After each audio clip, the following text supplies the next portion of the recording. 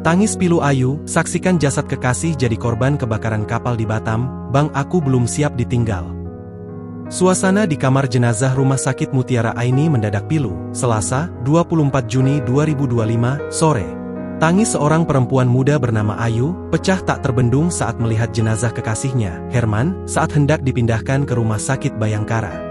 Tubuh Ayu terlihat nyaris roboh, ia lunglai tak sanggup berdiri tatkala mobil ambulans mulai bergerak menjauh membawa jasad orang yang selama ini ia cintai.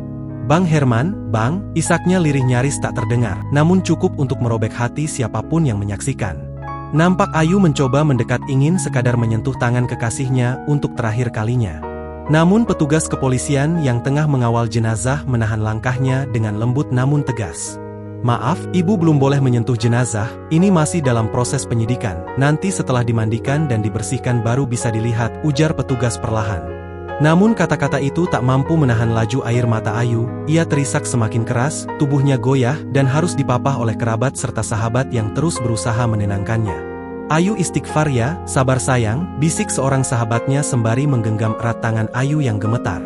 Ayu hanya mengangguk lemah menatap kosong ke arah tandu jenazah, air matanya terus mengalir menangisi kekasih yang tak sempat mengucapkan selamat tinggal. Terlihat kerabat mencoba membujuknya untuk makan dan memintanya untuk beristirahat, namun Ayu menolak, tubuh dan pikirannya terpaku pada satu hal, kehilangan yang mendadak dan terlalu menyakitkan. Ayu makan dulu ya nanti kamu sakit, kita ke Bayangkara setelah ini, ujar seorang keluarga sambil menyeka air matanya sendiri. Saat ambulans meninggalkan halaman rumah sakit, Ayu lagi-lagi hampir roboh, langkahnya goyah dan tangisnya kembali pecah menyaksikan orang yang ia tunggu-tunggu setiap malam pulang kerja kini pergi untuk selamanya. Tak ada pelukan terakhir, tak ada kata perpisahan, hanya suara tangis dan panggilan lirih, Bang Herman, ucapnya berulang-ulang. Diketahui, kapal MV Federal II yang sedang diperbaiki di PT ASL Tanjung Uncang Kota Batam mengalami kebakaran hebat.